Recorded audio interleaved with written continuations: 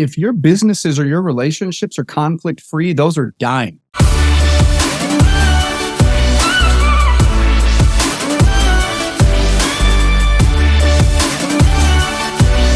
Coming to you from Brand Viva Media Studios, it's Adam Contos with Start With a Win. Producer Mark, you're killing it this morning.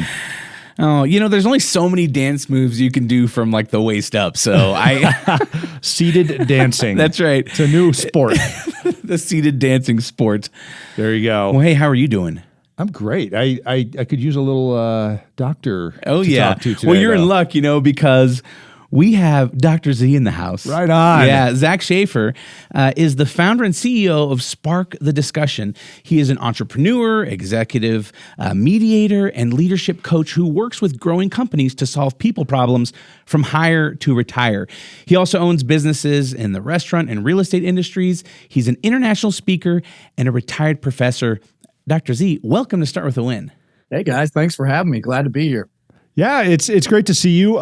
You've done a lot, and we're really honing in a lot on the people problems part of life right now. So it's we thought we'd go to the doctor for this and find Sounds good. The expert on it. So I want to jump right in because as a CEO of a company or former CEO of a company, I'm a CEO of another company now. It's always people that are either making or breaking a situation. It seems the structure on stuff generally is sound. Otherwise, you wouldn't be at the point where you're discussing it with people.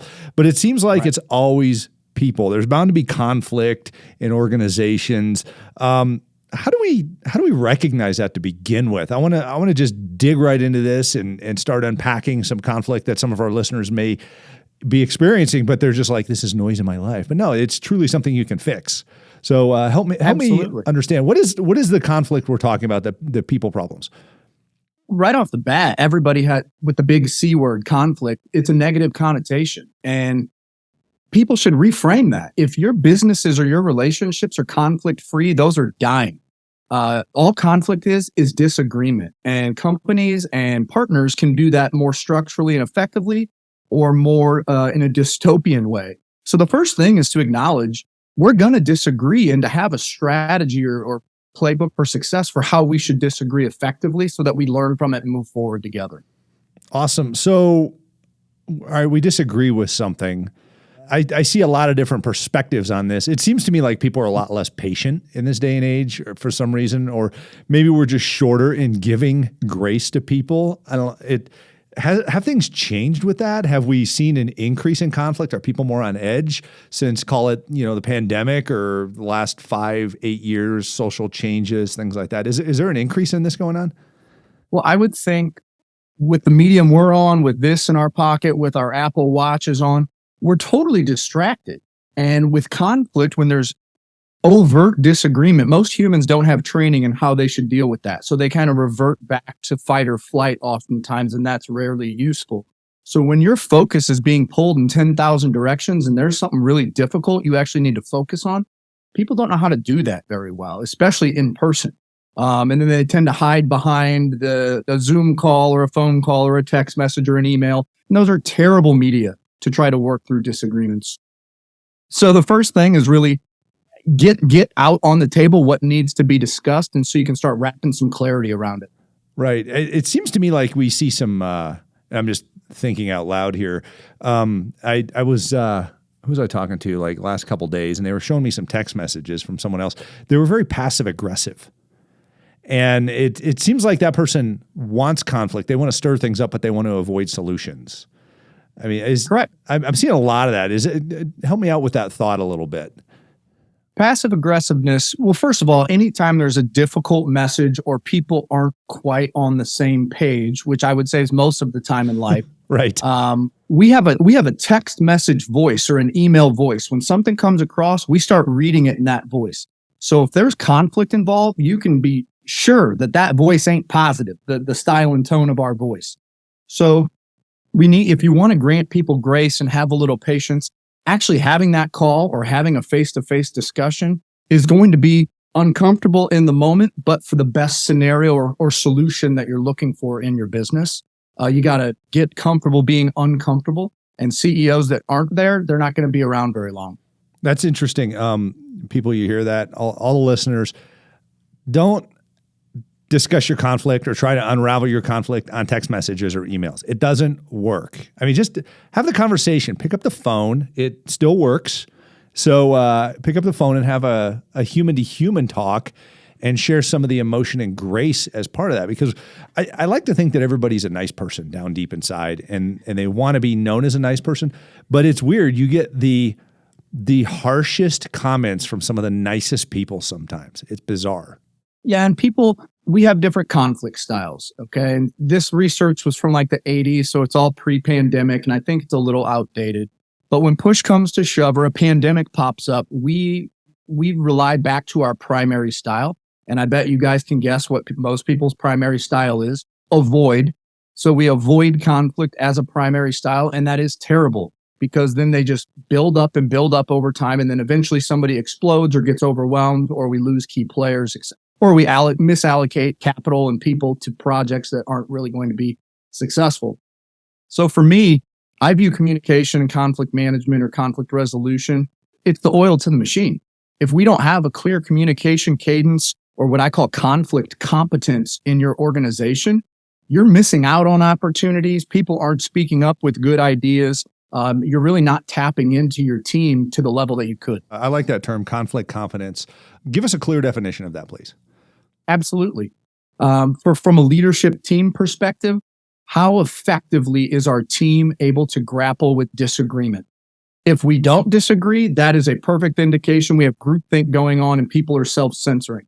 If we're throwing things at each other and flipping out and leaving the room, well, we probably need to turn down our volume a bit. But when we can be blunt, candid, disagree with vigor and with energy, and then good solutions are built from that, your team has conflict competence. I like that. I've heard the term disagree, but not be disagreeable.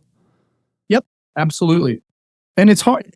All of this, let me be clear. I used to teach all this stuff and have written a lot about it.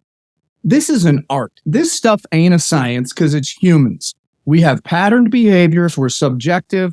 We could do the same thing 9 days in a row in the office, and then day 10, we change it, and our actions mean something different. So with conflict management from an executive or leadership level, it is much more of an art because you constantly have to be thinking not just about yourself and the issue, but everyone involved and what their meanings are that they're taking from that experience. So you talked about probably one of the key ways, I guess you could call it the easiest but worst way of handling conflict that people use is avoid it. What are some practical ways that we can handle conflict better with our teams in the office? Well, the first thing, if you're a leader, have a discussion about it. Like, discuss, how are we going to handle conflict before it pops up? Because it's going to pop up if you're a successful team in a growing company, and you want to have some clarity around that. Because then when it occurs, you can point back to that anchor discussion of, oh yeah, we agreed that we do X, Y, Z. The other thing is to remember there's 3 levels of conflict in most organizations. There's the personal level. How do I like to respond or engage in conflict? The team. How does our team? Because the team could do it very differently, and they usually adopt the style of the lead of the team. And then the company-wide culture. What is conflict like? In my Fortune 500 construction company, you can bet it's a bit different than in my hedge fund company or in my IT managed service provider company. And that all needs to be taken into account together. I love how you started this whole thing. You talked about dealing with conflict before there was conflict. And I think that laying that groundwork is incredibly important.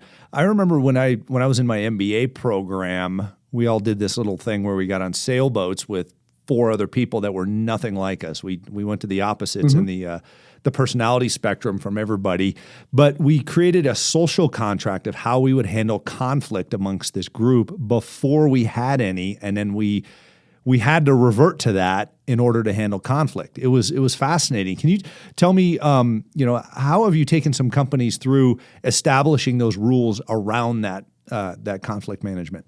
Absolutely. And it totally depends on the company and the goals of the company. So an easy one that I use all the time is in our sports bar. So I'm one of the owners and leaders in a growing sports bar chain here in St. Louis, 4 locations, over 100 people. You guys can imagine the challenges that the restaurant industry has had post-COVID. Oh, yeah. And when you have young people and liquor, it's an interesting environment for conflict. So it's all about being proactive and not letting things fester. So I instituted what I call informal huddles where our assistant general managers and general managers, as soon as something pops up, in theory, they're supposed to pull somebody off the line and go have a one-off conversation rather than screeching in front of people, in front of their peers. One thing I have learned is people do not appreciate being called out for things in front of a large group of people. The number one piece of leadership advice is praise loudly and publicly often, blame privately whenever possible. And for me, that goes right into conflict management 101. When you have to have those offline parking lot conversations, do it quickly and make sure there's as much clarity as possible on the agreement in the moment and what the next steps are. That's where people fall off, is what's the next step after this conversation? What's the biggest mistake a leader can make when navigating conflict, and how to avoid it? Okay, so the biggest mistake is not thinking that conflict's going to pop up and having ready how they'll do it. But let's say it pops up. Right. Shutting it down too early and then not revisiting the conflict once it's shut down. Because that's a big red flag that's saying, there's something here beneath the surface. I better dig in. It's an opportunity to learn, do something different. And people get uncomfortable because they don't like conflict. So they just shut it down because that's the control. That's easy to do. I'm the authority figure. People are getting uncomfortable. Fair enough. So I say let it go a little longer and just shift from I need to control this to what can I learn from this? What's going on in the room here? And then make sure we revisit it if it does get to that level where it's unproductive. I would say that one of the things that I see cause conflict is change. People, they fear change, or they're comfortable where they're at, and change is uncomfortable. So you get this fear response, fight, flight, or freeze, which creates conflict. Last 3 years have been filled with change. And it's funny because even if you go back 3 years before that, you can say there's a lot of change in those 3 years. It's just different change. This one we're a lot more aware of. What are some conflict resolution strategies that leaders can use during these seasons of rapid change? So I always break things down into strategic level versus operational level. I define strategy as a game plan for success that gives you a framework to say yes and no to opportunities that present themselves. It's about laser focus in the direction you're going. That's the easy part. Execution is the hard part, and actually doing that over and over and over. So the first part is more strategic, having those conversations with key leaders around the CEO to say, how do we want to deal with change and conflict? Change sucks because you said people get comfortable, they've established processes and routines, and hopefully they're pretty good at getting their job done. So it implies loss. It implies a loss of security, maybe status, process, and people grieve loss. And some people get angry. Some people, pipe down and disengage. So really creating that space to know people are going to experience change differently, definitely conflict differently. You mentioned something earlier on that I think is also extremely useful, and that's assessments. So I use a variety of different assessments in my work. Having that data and knowing how key people around me will naturally want to respond to that stuff is gold, because then I can alter my communication style, my messaging, to give them a little more time to process things if they are that process-driven thinker. Whereas I'm a weirdo, shiny metal object. Oh, we got to change and do this. Okay, how fast? When do we need it? Wow, yeah. So really understanding your team can help better set them up individually for change and conflict, not just for how you deal with them as a manager or leader, but also how they will fill into the strategy that is being built for the change itself. This is a fascinating topic because, it just plays into the de-escalation of conflict leads to the creation of solution. And I remember in law enforcement, still to this day, I'm still involved in it. We put people in conflict artificially to get them used to solving problems in conflict. So they learn how to give grace, how to de-escalate, how to not use unreasonable force or take things a direction that doesn't need to happen. But we don't do that in business. We don't train our people in business how to deal with conflict. Do you have any recommendations for how we can help our employees? Is it scenario planning or acting things out, or how do we get our employees better at dealing with conflict? I mean, there's generally we're talking about professional development, and then there's a couple different buckets underneath that. Okay. So right off the bat, to toot my own horn, I actually have a workshop seminar called Start Conflict for Smart Conflict, where we do exactly that in the business setting through a variety of simulations to figure out the most common ways people will respond, and then to start to illuminate the different choices that people could have when those disagreements do pop up. So you can do the traditional training, which I view training as choice elimination. Going through the motions so you're not thinking and you can just react over time. We don't tend to get to that level in the business world because we don't do enough training. I view development as the opposite. That's choice illumination. Something pops up, and instead of not thinking because I just do my habit, it's here's the 27 different things I can do and then knowing which one to choose. And to me, that's much more of a coaching approach. So get people either coaching or put them through training, because most people just revert back to their natural style of how they deal with disagreement. And that might work at an individual level. But once you're on a team, especially if that team's charged with, millions or billions of dollars of budget, thinking about how we deal with conflict is extremely important. Right. But here's the reality. You are being real about conflict. You're telling people you're going to have conflict in your business. Let's learn how to deal with it. So what is conflict radar? You have that term, conflict radar. Yeah, that's a tool, a metaphor I created, and a tool we use in our toolkit when we're doing this type of training or coaching. Again, research is very clear. Most people hear that, the C word, and it's instantly they get a knot in their stomach. They're like, ooh, I don't like that. I hear it. I'm a weirdo. I'm like, ooh, awesome. I view conflict almost as manure. It's stinky, it's dirty, but things grow from it. So the conflict radar is both a metaphor and an acronym. I want people to turn up the sensitivity of their conflict radar so that they can start anticipating in a workplace or a personal relationship, where might the disagreements pop up? Which ones are going to naturally make me uncomfortable? So it's that know thyself piece.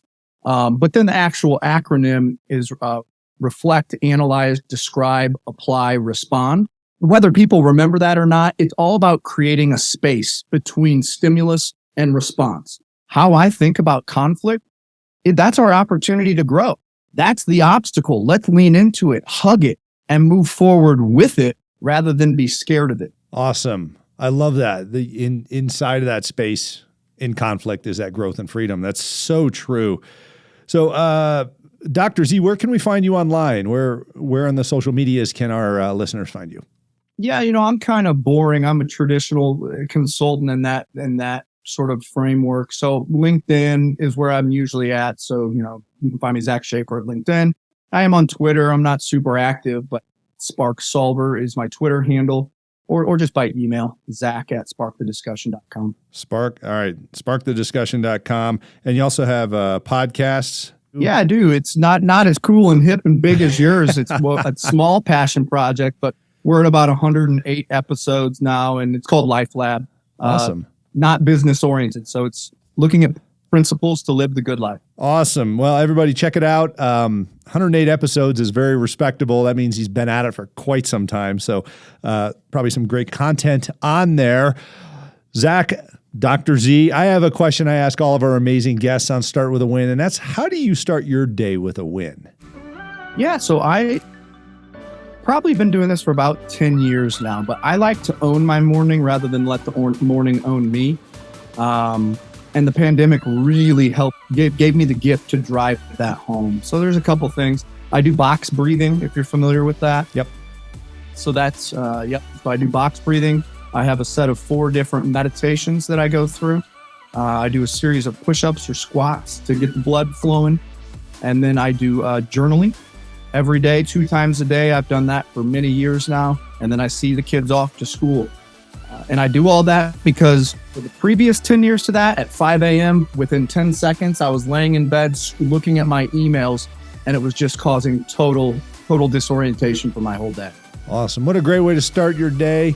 Dr. Z, Zach Schaefer, thanks for talking conflict with us today, and thanks for being on Start With a Win. Thanks for having me, guys. Hey, and thank you for listening to Start With a Win. Head on over to adamcontos.com for more great content and to download Adam's foolproof time system that will help you manage your time like a successful CEO. Remember, until next time, start with a win.